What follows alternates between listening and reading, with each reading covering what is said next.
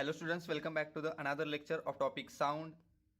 Last लेक्चरमध्ये आपण sound हा टॉपिक चालू केलेला आहे आणि त्यामध्ये आपण डिफाईन केलं होतं की साऊंड काय आहे, वेव्ह काय आहे आणि वेगवेगळ्या प्रकारच्या वेव्ज, आणि आपण बघत होतो काही कॉमन प्रॉपर्टीज वेव्हच्या.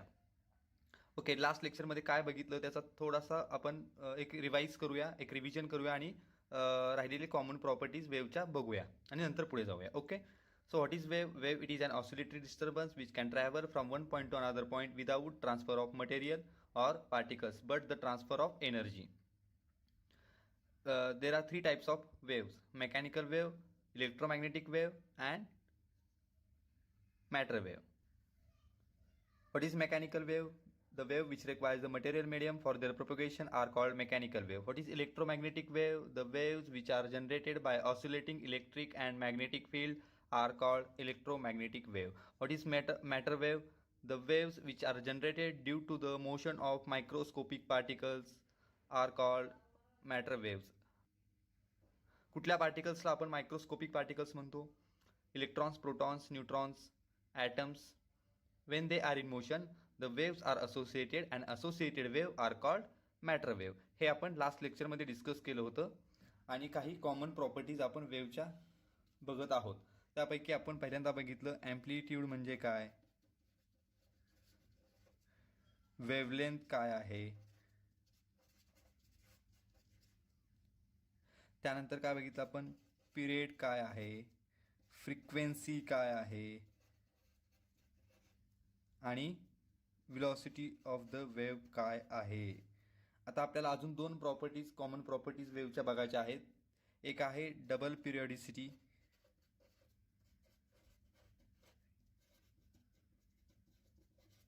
आणि लास्ट प्रॉपर्टी आहे phase and phase difference. Okay, what is amplitude? जर मी अशी एक इकडे वेव्ह ड्रॉ केली तर हे जे काय मॅक्सिमम डिस्प्लेसमेंट आहे त्याला काय म्हणतो मी? Amplitude denoted by letter A. What is wavelength? The distance between successive crest and trough are called wavelength denoted by letter lambda. What is period? The time required to complete one oscillation are called period of the wave denoted by letter T. What is frequency? The number of oscillations or number of vibration performed by the particle in 1 second are called frequency of the wave denoted by letter N, and which is reciprocal of time period. त्यानंतर what is velocity? Velocity of the wave, distance covered by the wave per unit time is called velocity of the wave. V is equals to lambda upon T or N lambda. आणि आज आपण बघणार आहोत double पिरियडिसिटी. जी पुढची property आहे ती आहे double periodicity. We know that wave motion is periodic motion, that is after every equal time interval the movement of the wave is same again and again. What is periodic motion? The motion which repeats in equal interval of time are called periodic motion. Okay, आता बघा आपला जो experiment होता ना spring मासचा, ते आता आपण एकाच लाईनमध्ये दाखवूया. ही आहे माझी एक्स्ट्रीम पोझिशन ब्लॉकची, ही आहे माझी मीन पोझिशन ब्लॉकची आणि ही माझी आहे लेफ्ट एक्स्ट्रीम पोझिशन. आणि त्याला आपण एक स्ट्रिंग अशी या मीन, ही आहे मीन पोझिशन. ओके, त्या ब्लॉकला आपण एक स्ट्रिंग अटॅच केलेली आहे आणि जेव्हा तो ब्लॉक राईट साईडला मूव्ह होईल तेव्हा तुमची स्ट्रिंग पण इकडे जाणार आहे. किंवा तुमचा ब्लॉक परत तुम्ही सोडून देणार आहात, एक्सटर्नल फोर्स रिमूव्ह केल्यानंतर तुमचा ब्लॉक परत ओरिजिनल स्टेटकडे, मीन पोझिशनकडे जाण्याचा प्रयत्न करेल आणि तो मीन पोझिशनला न थांबता तो लेफ्टला पण काहीतरी जाईल. हे आपण सगळं डिस्कस केलेलं आहे. तर आता असं अजून काय, त्याला एक स्ट्रिंग अटॅच केलेली आहे आणि त्या ब्लॉक बरोबर ती स्ट्रिंग पण अशी मूव्ह होते. हे झालं एक oscillation.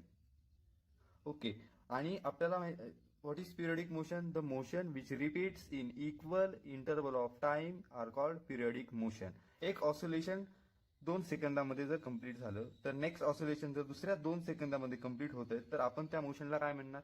Periodic motion, because every the motion which repeats in equal interval of time. Okay, बघा एक वेव्ह ही काय झाली, एक हे झाला एक ट्रफ, हा एक क्रेस्ट. तर हे काय, एक वेव्ह कंप्लीट झाली, एक वेव्ह, एक व्हायब्रेशन कंप्लीट झालं. एक व्हायब्रेशन कंप्लीट होण्यासाठी टी एवढा टाइम लागला. तर नेक्स्ट व्हायब्रेशन जे कंप्लीट होणार आहे ते पण टी एवढ्या टाइममध्ये कंप्लीट होईल. त्याच्यानंतर हे जे नेक्स्ट व्हायब्रेशन आहे ते पण टी एवढ्या टाइममध्ये कंप्लीट होईल. ओके. आता जर आपल्याला एक व्हायब्रेशन कंप्लीट करण्यासाठी जर 2 सेकंद लागतात, दुसरं व्हायब्रेशन कंप्लीट करण्यासाठी पण 2 सेकंड लागतात, तिसरं व्हायब्रेशन कंप्लीट करण्यासाठी पण 2 सेकंड लागतात, तर आपण त्या मोशनला कुठली मोशन म्हणणार? Periodic motion. ओके. वेव्हच्या बाबतीमध्ये पण तेच आहे. वेव्ह कशी आहे? Periodic in motion. ओके. म्हणजे तुमचा टाइम इंटरवल हा टी टी टी सेम आहे. ओके. आता जर आपण नीट बघितलं, एवढं जे काही डिस्टन्स आहे, एवढं डिस्टन्स किती टाइम मध्ये ट्रॅव्हल झालं? टी एवढ्या टाइम मध्ये. किती डिस्टन्स ट्रॅव्हल झालं? आपण त्या डिस्टन्सला काय म्हणतो? Wavelength of the wave, lambda. Next time duration, तेवढ्याच टाइम ड्युरेशन मध्ये किती डिस्टन्स ट्रॅव्हल झालं? लॅम्बडा. नेक्स्ट टाइम ड्युरेशन मध्ये किती डिस्टन्स ट्रॅव्हल होणार आहे? लॅम्बडा. म्हणजे तुमची वेव्ह इक्वल डिस्टन्स पण ट्रॅव्हल करते आहे एका ठराविक इंटरव्हल नंतर. इक्वल डिस्टन्स पण ट्रॅव्हल करते आहे, म्हणजे this wave is also periodic in space.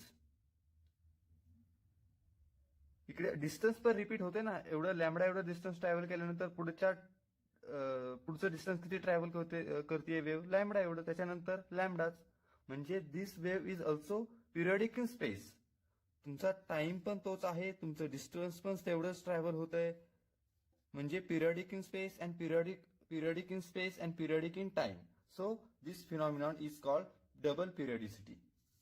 Double periodicity. What is double periodicity? The periodic in time and periodic in space. बघा, अजून थोडंसं आपण एक्सप्लेन करण्याचा प्रयत्न करूया की जर टाइम इंटरवल तुमचा 2 सेकंद आहे, जर तुमचा टाइम इंटरवल 2 सेकंद आहे, तुमचे व्हायब्रेशन कंप्लीट करण्यासाठी 2 सेकंड टाइम लागतोय. तुमचे व्हायब्रेशन प्रत्येक 2 सेकंदाला रिपीट होतात. पण जे डिस्टन्स ट्रॅव्हल होतंय ना, ते पहिल्या 2 सेकंदात झालं 1 सेंटीमीटर, दुसऱ्या 2 सेकंदात झालं 3 सेंटीमीटर, तिसऱ्या 2 सेकंदात झालं 2 सेंटीमीटर, चौथ्या 2 सेकंदात झालं 5 सेंटीमीटर. तर तुमची वेव्ह फक्त टाइम मध्ये पिरियडिक आहे, तुमची वेव्ह स्पेस मध्ये पिरियडिक नाही. जर असं झालं असतं तर तुम्ही काय सांगितलं असतं? This is only time, periodic in time. Okay. किंवा तुम्हाला 1 सेंटीमीटर डिस्टन्स ट्रॅव्हल करण्यासाठी 1 सेंटीमीटर डिस्टन्स ट्रॅव्हल करण्यासाठी पहिल्यांदा लागले 2 सेकंड, दुसऱ्यांदा लागले 5 सेकंड, दुसरं 1 metre distance travel 1 centimetre distance travel करण्यासाठी, तिसऱ्या वेळेस लागले 3 सेकंड, तेवढंच 1 सेंटीमीटर डिस्टन्स ट्रॅव्हल करण्यासाठी 1 centimetre, 1 centimetre, 1 centimetre and 1 centimetre. परत लागला 1 सेकंड. मग तुम्ही काय सांगितलं असतं की this wave is periodic in space only, not time. पण इकडे जर बघितलं तर after every equal time interval wave travel same distance, that is periodic in space and periodic in time. Okay. This phenomenon is called double periodicity. Periodic in space and periodic in time. Okay, what is double periodicity? Periodic in time and periodic in space. This phenomenon is called double periodicity, and wave is what possesses double periodicity. What is wave? Wave, it is an oscillatory disturbance. Your disturbance can be two type. Hence, there are two methods of formation of wave. म्हणजे काय? What is wave? Wave it is an oscillatory disturbance. तुमचा particle, तुमच्या मीडियममध्ये particle oscillate होतात, disturbance घेतात, डिस्टर्बन्समुळे तोच disturbance पुढे travel होतो आणि आपण सांगतो की वेव्ह ट्रॅव्हल झाली. पण तुमचे ऑसिलेशन्स जे आहेत, तुमचे व्हायब्रेशन्स जे आहेत, तुमचा जो डिस्टर्बन्स आहे तो 2 वेगवेगळ्या प्रकारे असू शकतो. बघा कसा? जर तुमच्याकडे तुमच्या मीडियममध्ये कुठल्याही पी हा माझा एक पार्टिकल आहे, तर तो 2 प्रकारे ऑसिलेट होऊ शकतो. म्हणजे कसा? बघा, हाच पी पार्टिकल असा ऑसिलेट होऊ शकतो, हाच पी पार्टिकल असा पण ऑसिलेट होऊ शकतो. आणि याच बेसिसवरती तुमच्या पुढच्या 2 वेव्हचे वेगवेगळे टाईप आहेत. पहिला आहे ट्रान्सव्हर्स वेव्ह आणि दुसरा टाईप आहे वेव्हचा लॉंगिट्युडिनल वेव्ह. म्हणजे तुमचा पार्टिकल मीडियममधला कुठल्या डायरेक्शनला ऑसिलेट होतोय, तुमचा डिस्टर्बन्स कुठल्या डायरेक्शनला आहे आणि तुमचा पार्टिकल कुठल्या डायरेक्शनला व्हायब्रेट होतोय आणि तुमचा डिस्टर्बन्स कुठे ट्रॅव्हल होतोय याच्यावरती अवलंबून आहेत तुमचे हे 2 वेगवेगळ्या टाईपच्या वेव्ह.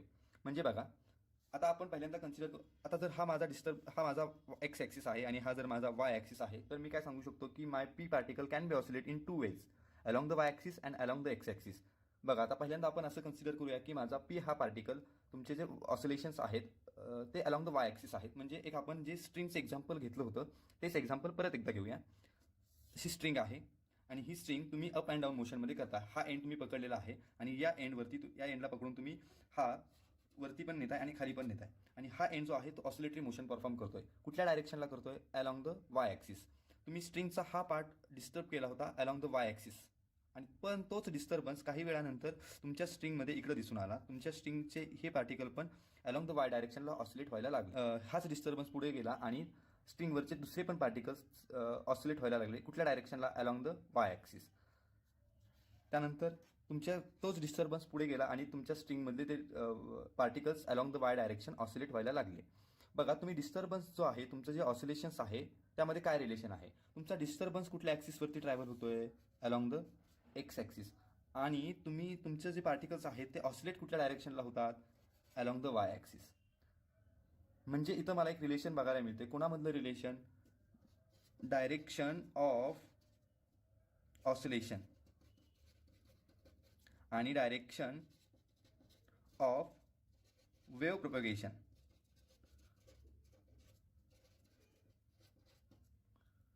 बघा हे डिस्टर्बन्स ट्रॅव्हल होते म्हणजेच काय? वेव्ह ट्रॅव्हल होते आणि तुमचे पार्टिकल असे ऑसिलेट होतात. इथे एक रिलेशन आहे मला दिसतंय. कुठलं?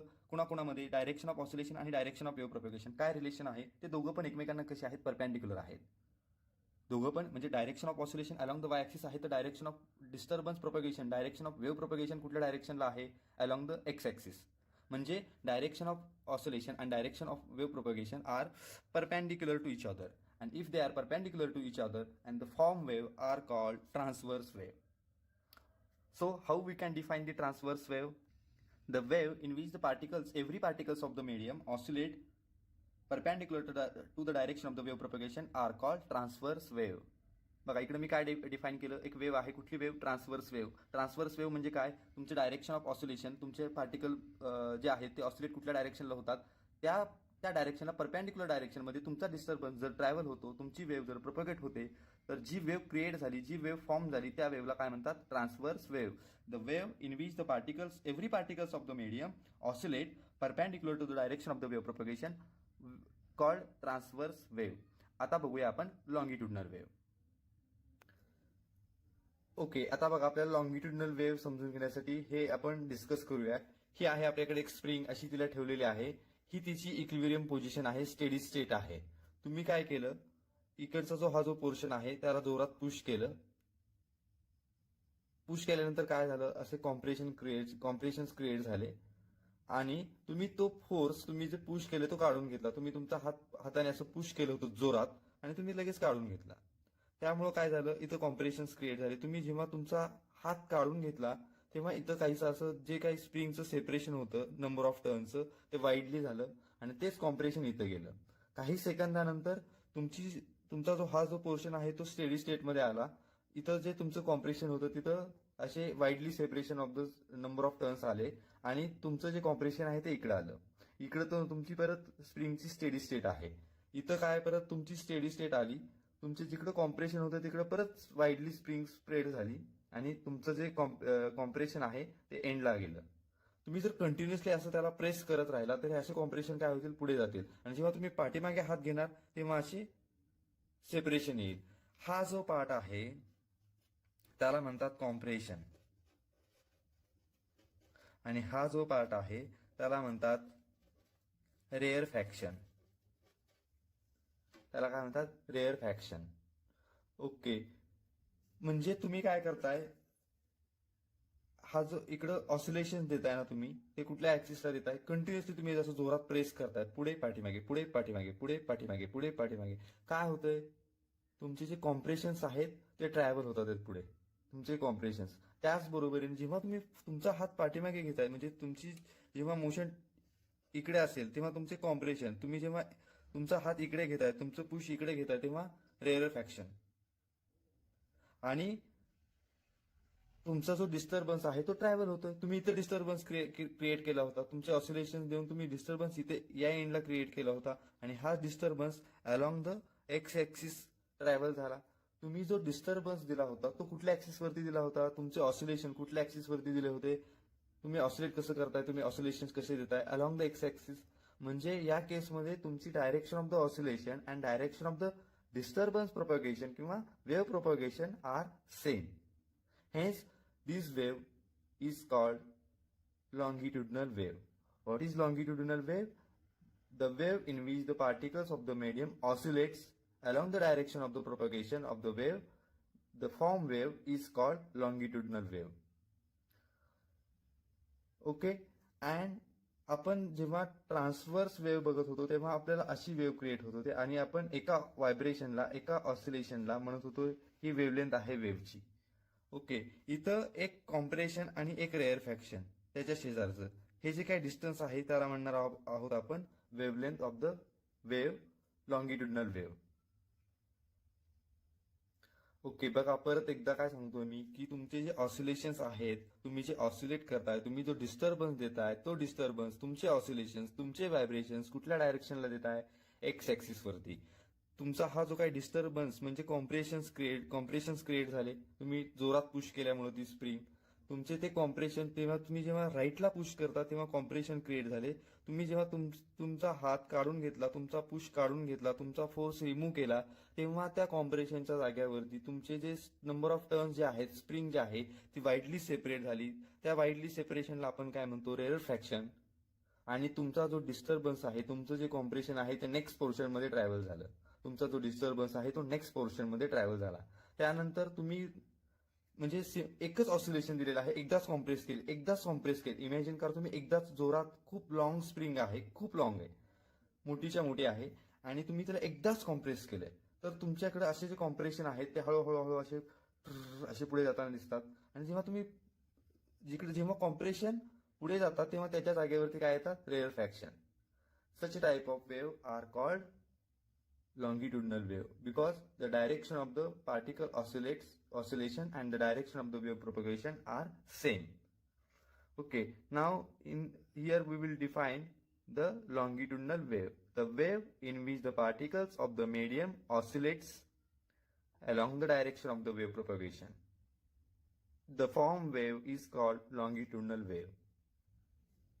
Transverse wave, the wave in which the particles of the medium oscillates perpendicular to the direction of the wave propagation are called transverse wave. Longitudinal wave, the wave in which the particles of the medium oscillates along the direction of the wave propagation are called longitudinal wave. What is transverse wave? The wave in which the particles of the medium oscillates perpendicular to the direction of the wave propagation are called transverse wave. What is longitudinal wave? The wave in which the particles of the medium oscillate parallel to the direction of the wave propagation or along the direction of the wave propagation are called longitudinal wave. When the transverse wave travel, the region is divided into two parts. याला म्हणतो आपण crest आणि याला म्हणतो आपण trough. जेव्हा एखादी लॉंगिट्युडनल wave जाते तेव्हा तुमचं मीडियम हे दोन पार्टमध्ये कुठल्या डिवाइड होतं? काही पार्ट कॉम्प्रेस होतात आणि त्याच्या शेजारचे पार्ट हे वाईडली सेपरेट होतात. तर त्या वाईडली सेपरेशनला आपण काय म्हणतो? रेअरफॅक्शन. मग इकडे काय सांगू शकतो आपण की जेव्हा लॉंगिट्युडनल वेव्ह जाते तेव्हा तुमचं मीडियम हे दोन रिजनमध्ये डिवाइड होतं. या रिजनला म्हणतो आपण कॉम्प्रेशन आणि या रिजनला म्हणतो आपण रेअरफॅक्शन. ओके. आता तुमची वेव्ह रिस्पॉन्सिबल आहे एनर्जी ट्रॅव्हल करण्यासाठी. इकडं ही ट्रान्सव्हर्स वेव्हच्या बाबतीमध्ये जर बघितलं तर कोण ट्रॅव्हल होतंय? Crest trough. म्हणजे आता इथं जर क्रेस्ट आहे तर काही वेळानंतर इकडं काय तयार होणार आहे? ट्रफ. आणि इकडे काय तयार होणार आहे? क्रेस्ट. इकडे काय तयार होईल? ट्रफ. इकडे काय तयार होईल? क्रेस्ट. म्हणजे तुमचे क्रेस्ट आणि ट्रफ हे दिलेल्या डायरेक्शनमध्ये ट्रॅव्हल होतात. इथं आहे कॉम्प्रेशन, इथं आहे रेअरफॅक्शन. थोड्या वेळानंतर इथं कॉम्प्रेशन येईल आणि हे जे रेअरफॅक्शन आहे ते इकडे जाईल. म्हणजे तुमच्या ह्या ट्रान्सव्हर्स वेव्हमध्ये क्रेस्ट आणि ट्रफ हे ट्रॅव्हल होतात. इकडे कोण ट्रॅव्हल होतं? कॉम्प्रेशन आणि रेअरफॅक्शन. आणि वेव्ह तुमची काय ट्रॅव्हल करते? एनर्जी ट्रॅव्हल करते. तर मग मी इकडे काय सांगू शकतो की ट्रान्सव्हर्स वेव्हमध्ये एनर्जी ट्रॅव्हल करण्यासाठी कोण रिस्पॉन्सिबल आहेत? क्रेस्ट आणि ट्रफ. लॉंगिट्युडनल वेव्हच्या बाबतीमध्ये सांगायचं झालं तर compression and rarefaction are responsible for the energy transfer. बघा. And the distance between successive crest and trough are called wavelength of the wave. म्हणजे तुम्ही इकडे काय सांगू शकता? The distance between crest and trough are called wavelength of the wave. इकडे काय होईल रे? The distance between compression and adjacent rarefaction are called wavelength of the wave.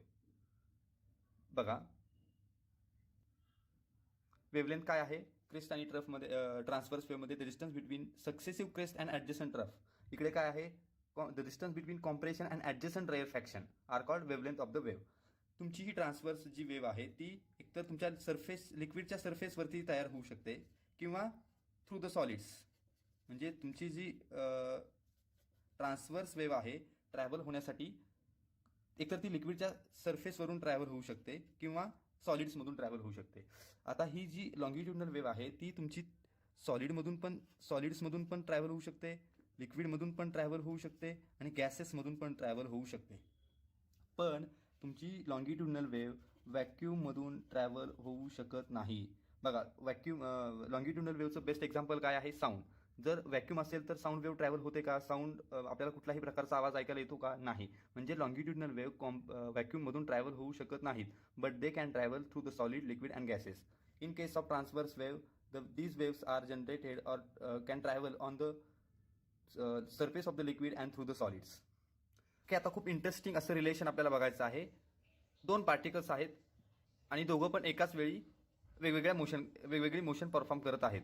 Particle P हा सर्क्युलर मोशन परफॉर्म करतोय आणि तेवढ्याच टाईममध्ये पार्टिकल क्यू हा ऑसिलेटरी मोशन परफॉर्म करतोय. बघा आता दोघांना मी कशा पद्धतीने ॲडजस्ट करतोय.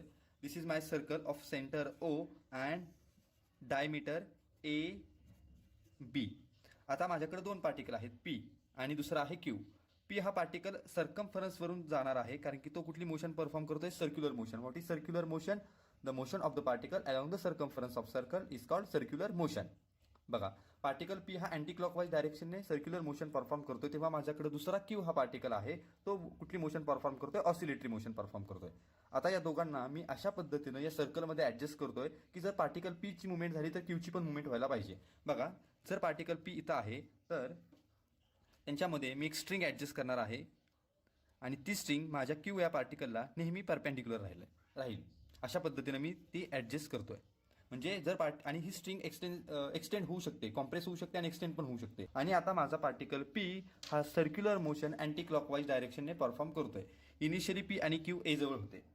ओके, काही वेळानंतर पार्टिकल पी हा इथं आला तेव्हा माझा पार्टिकल क्यू इकडं आला आणि हा अँगल राहिला 90 डिग्री. थोड्या वेळानंतर माझा पार्टिकल पी हा इथं आला तर क्यू हा इकडं स्लाईड झाला डायमीटरवरून आणि इकडं आला. त्यानंतर थोड्या वेळानंतर माझा पार्टिकल पी इथं आला, क्यू पण इकडं आला, स्लाईड होऊन इकडं आला आणि माझा पार्टिकल बी या पॉईंटजवळ आल्यानंतर माझा क्यू हा पार्टिकल पण बी या पॉईंटजवळ आला. त्यानंतर पार्टिकल पीला मात्र सर्क्युलर मोशन परफॉर्म करायची. तो पुढे बी पासून पुढे असा इकडे ट्रॅव्हल करायला लागला एकडे. तेव्हा जेव्हा माझा पी इथं आला तेव्हा माझा पार्टिकल क्यू हा इथं आला. ठीक आहे. त्यानंतर माझा पार्टिकल पी इथं आला तर क्यू पण त्या डायमीटरवरून परत बी पासून एकडे निघालेला आहे. माझा पार्टिकल पी इथं आला तर क्यू इकडे आला आणि त्यानंतर माझा पी हा पार्टिकल परत ए या पॉईंटजवळ गेला आणि क्यू हा पार्टिकल परत क्यू ए ह्या पॉईंटजवळ रिटर्न आला.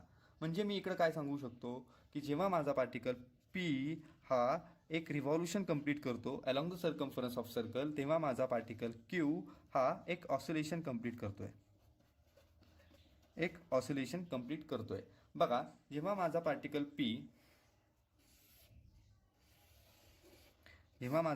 पी हा ए पासून इकडे गेला तर अँग्युलर डिस्प्लेसमेंट किती झालं? 90 डिग्री. जेव्हा माझा पार्टिकल पी बी या पॉईंटजवळ आला तेव्हा अँग्युलर डिस्प्लेसमेंट किती झालं? 180 डिग्री. जेव्हा माझा पार्टिकल पी हा इकडे आला तेव्हा माझं अँग्युलर डिस्प्लेसमेंट पार्टिकलचं किती झालं? 270 डिग्री. आणि परत तो ए ह्या पॉईंटजवळ परत रिटर्न आला तेव्हा त्याचं अँग्युलर डिस्प्लेसमेंट झालं 360 डिग्री आणि इन रेडियन 2π रेडियन. म्हणजे आणि त्याच वेळी माझ्या पार्टिकल क्यूने कुठली मोशन परफॉर्म केली? ऑसिलेटरी मोशन परफॉर्म केली. तो ए पासून बी कडे गेला आणि बी पासून परत ए कडे आला. पार्टिकल पी हा अलॉंग द सर्कम्फरन्सवरून फिरून आला. त्यावेळी पार्टिकल पीने किती अँग्युलर डिस्प्लेसमेंट ट्रॅव्हल केलं? 2π इन रेडियन. आणि मग मी काय सांगू शकतो? म्हणजे एक ऑसिलेशन होतं म्हणजे काय? एक वेव्ह तयार होते. एक ऑसिलेशन होतं म्हणजे काय? एक वेव्ह तयार होते अशी. मग मी काय सांगू शकतो की वेवलेंथ आहे लॅम्बडा. एक सायकल कंप्लीट करण्यासाठी अँग्युलर डिस्प्लेसमेंट किती असतं वेव्हमध्ये? 2π रेडियन. एक वेव्ह म्हणजे काय? एक ऑसिलेशन कंप्लीट होणं, एक व्हायब्रेशन कंप्लीट होणं आणि त्या डिस्टन्सला काय म्हणतो मी? लॅम्बडा म्हणतो. म्हणजे एक वेवलेंथ, एक सायकल, एक व्हायब्रेशन किंवा एक ऑसिलेशन कंप्लीट जेव्हा होतं एका वेव्हकडून तेव्हा अँग्युलर डिस्प्लेसमेंट किती होतं? 2π रेडियन. ओके, आता अजून एक बघा. व्हॉट इज अँग्युलर व्हेलॉसिटी और angular frequency? Omega is equals to angular displacement per unit time. Angular displacement किती झालं पार्टिकलचं पी पासून ए पासून परत ए कडे येण्यासाठी इन रेडियनमध्ये काय सांगू शकतो 2π रेडियन. आणि तेव्हा माझ्या पार्टिकल क्यू हा एक ऑसिलेटरी मोशन परफॉर्म करतो. एक वेव्ह एक सायकल कंप्लीट केली. एक सायकल कंप्लीट करण्यासाठी जो टाइम लागतो त्याला मी काय म्हणतो periodic time. Periodic time. Okay. Time किती झाला त्याला लागला टी एवढा टाइम लागला एक सायकल कंप्लीट करण्यासाठी. मग पार्टिकल पीला पण किती टाइम लागणार आहे T. Therefore 2π upon T rate of change of angular displacement per unit time is what angular velocity और अँग्युलर फ्रिक्वेन्सी पण आपण त्याला म्हणतो. हे आपण सर्क्युलर मोशनमध्ये बघितलेलं आहे. What is 2π upon T 2πn because 1 upon T is what frequency of the wave. एक पार्टिकल पीने एक रिव्हॉल्युशन कंप्लीट केलं along the circumference of circle. तेव्हा माझ्या पार्टिकल क्यूने एक ऑसिलेशन कंप्लीट केलं. म्हणजेच सर्क्युलर मोशन आणि ऑसिलेटरी मोशन आपण इकडे इंटरलिंक आहेत असं दाखवलं. एक वेव्ह कंप्लीट होते, एक सायकल कंप्लीट होते किंवा एखाद्या पार्टिकलचं एखादं व्हायब्रेशन कंप्लीट होतं तेव्हा त्याचं अँग्युलर डिस्प्लेसमेंट किती होतं 2π रेडियन. ओके. हे आपल्याला पुढे लागणार आहे. ओके. पुढचा टॉपिक आहे progressive wave. What is progressive wave? The wave which travel from one point to another point in the given medium in the given direction are called progressive wave, or the wave which advances in given direction are called progressive wave. The wave which travels in given direction are called progressive wave. And in progressive wave, the frequency of the wave, the amplitude of the wave, the periodic time of the wave are constant. Okay. Now आता आपल्याला बघायचं आहे general equation of wave. General mathematical equation of the progressive wave. तुमच्या सिलेबसमध्ये directly equation दिलेलं आहे A sine omega T plus or minus K X. बघा actually हे रिलेशन कसं आलं ते थोडंसं जाणून घेण्याचा प्रयत्न करूया. हे रिलेशन तुम्ही डिटेलमध्ये ऑसिलेशन नावाच्या चॅप्टरमध्ये बघणार आहात. इन डिटेलमध्ये डिराईव्ह करणार आहात. त्याचं फिजिकल सिग्निफिकन्स पण बघणार आहात. इकडं आपण फक्त ते इक्वेशन वेव्हचं इक्वेशन आहे एवढंच लक्षात ठेवायचं आहे. वेव्ह मॅथमॅटिकली एक्सप्रेस करण्यासाठी या इक्वेशनने जर असं काही इक्वेशन दिसलं तर आपण ते वेव्हचं इक्वेशन आहे असं फक्त समजायचं आहे. की जर असं कुठे लिहिलेलं दिसलं तर ते काय आहे एक वेव्ह आहे. ते this is mathematical form to express the wave. This is what wave equation. Okay. आता बघा एखादी प्रोग्रेसिव्ह वेव्ह आहे. प्रोग्रेसिव्ह वेव्हमध्ये ॲम्प्लिट्यूड काय असतं रे कॉन्स्टंट असतं. थ्रूआउट कॉन्स्टंट असतं. अजून काय पिरियडिक टाइम कॉन्स्टंट असतो म्हणजे फ्रिक्वेन्सी पण कॉन्स्टंट आहे.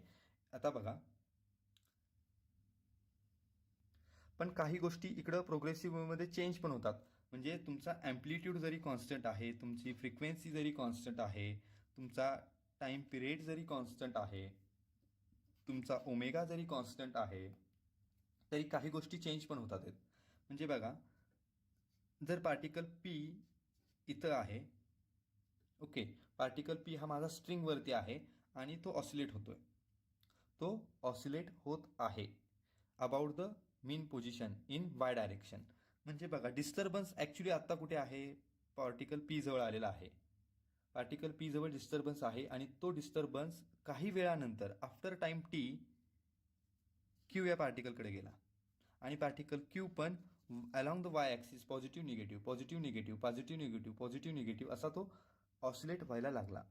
हे जे काही पॉझिटिव्ह निगेटिव्ह ऑसिलेट होणं होतं ते काही वेळापूर्वी कोणाकडे होतं पार्टिकल पीकडे होतं. काही वेळानंतर ते पार्टिकल क्यूकडे गेलं. म्हणजे तुमचा डिस्टर्बन्स हा जर माझा पॉझिटिव्ह एक्स ॲक्सिस आहे तर अलॉंग द एक्स ॲक्सिसवरती तुमच्या त्या डिस्टर्बन्सची मुवमेंट झाली. तुमच्या डिस्टर्बन्सने त्याची पोझिशन सोडून बाय अन अमाऊंट एक्स एवढ्या पोझिशन सोडून तो क्यूकडे गेला आणि क्यू जवळचे पार्टिकल पण ऑसिलेट व्हायला लागले.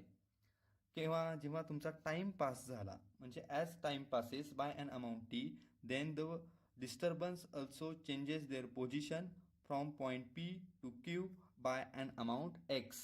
म्हणजे तुमच्या वाय डायरेक्शनला मुवमेंट करण्यासाठी स्ट्रिंगवरच्या कुठल्याही पार्टिकलला वाय डायरेक्शनमध्ये मुवमेंट करायची असेल तर एक्स आणि टीचं चेंज होणं गरजेचं आहे. म्हणजे तुम्ही इकडं काय सांगू शकता की there is a relation in between x Y x and T. बघा जर आता अजून इकडे एक पार्टिकल आहे आर. काही वेळानंतर तोच disturbance along the positive X axis move होईल आणि तेच वरती खाली होणं, तेच oscillations along the positive negative Y ॲक्सिसवरती होणं, आर या पॉईंटकडे जाईल, आर या पार्टिकलकडे जाईल आणि आर हा पार्टिकल पण about the mean position Y ॲक्सिसवरती मूव्ह व्हायला चालू करेल. असा तो डिस्प्लेस व्हायला चालू करेल, ऑसिलेट व्हायला चालू होईल किंवा आफ्टर टाईम टी. आणि तेव्हा तुमचा डिस्टर्बन्स एक्स एवढ्या अमाऊंटने पुढे गेलेला असेल. म्हणजे तुमच्या वाय डायरेक्शनला जर कुठल्याही पार्टिकलची पोझिशन चेंज करायची असेल, तुमच्या वाय डायरेक्शनला जर डिस्प्लेसमेंट हवं असेल, म्हणजे तुमचा पार्टिकल जर ऑसिलेट व्हायचा असेल वाय डायरेक्शनला, तर तुमच्या एक्स आणि टीचा चेंज होणं गरजेचं आहे. म्हणजे तुमच्या वाय, एक्स आणि टीमध्ये काहीतरी रिलेशन आहे. तुम्ही इकडे काय सांगू शकता, वाय चेंज होण्यासाठी तुम्हाला पोझिशन चेंज होणं आणि टाईम चेंज होणं गरजेचं आहे. म्हणजेच y is the function of x and t. Now here we will establish the relation between y, x and t by using some constant a, n, t and omega. असे जे काही constant आहेत याचा वापर करून आपण एक रिलेशन या तिघांमध्ये इस्टॅब्लिश करणार आहोत. आता जर मी बघितलं तर हे एक काय आहे, कोणाचा कर्व दिसतोय मला, हा एक साईन वेव्हचा कर्व दिसतोय. म्हणून मी माझं इक्वेशन लिहिण्यासाठी मी सायनोसायडल फंक्शन यूज करणार आहे. कारण की आणि असं काही गरजेचं नाही आहे की तुम्ही ते साईनच्या फॉर्ममध्ये साईन वेव्हच्या फॉर्ममध्ये एक्सप्रेस करावं. तुम्ही कॉसच्या पण फॉर्ममध्ये एक्सप्रेस करू शकता. बट जनरली आपण साईन वेव्ह फंक्शन म्हणून कन्सिडर करतो. म्हणून आपण पण इकडे साईन वेव्ह असंच कन्सिडर करणार आहोत. ते आपण कॉसच्या फॉर्ममध्ये पण एक्सप्रेस करू शकतो. Okay, y is equals to A sine omega T minus K x, where A is the amplitude, omega is the angular frequency of the wave or velocity of the wave. तुम्ही हे omega is equals to 2 pi upon T हे आत्ता आपण यापूर्वी बघितलेलं आहे. But what is k? K is called propagation constant or angular wave number. काय आहे की तुमचा प्रोपॅगेशन कॉन्स्टंट किंवा angular wave number. And k is equals to 2 pi upon lambda. 2 pi upon lambda. Now बघा, Y is equals to A sine omega T minus K X. जेव्हा इकडं minus sine आहे तेव्हा तुमची वेव्ह ही positive X ॲक्सिसवरती move होते आणि जेव्हा इकडं प्लस साईन येणार आहे म्हणजे omega T plus K X जर असेल तर तुमची वेव्ह ही along the negative X axis आहे. ओके, आता ह्या वेगवेगळे फॉर्म बघण्याचा प्रयत्न करूया आपण. ए sine 2 pi upon t into small t minus 2 pi upon lambda into x. Now take 2 pi outside. A sine 2 pi small t upon capital T minus x upon lambda. 2-3 फॉर्ममध्ये आपण ही wave express करू शकतो. But general equation of the wave is what? when the wave traveling along the positive x-axis, the general equation of the wave is y is equals to a sine omega t minus kx, where k is what? Propagation constant or angular wave number. Omega is what? Angular frequency or angular velocity.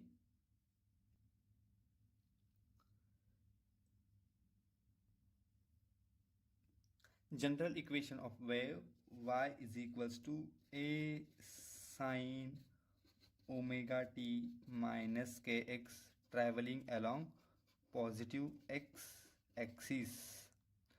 Y is equals to a sine omega t plus kx wave traveling along negative x axis, where a is the amplitude of the wave. Omega is equals to 2 pi upon t or 2 pi n, because 1 upon t is what? Frequency of the wave.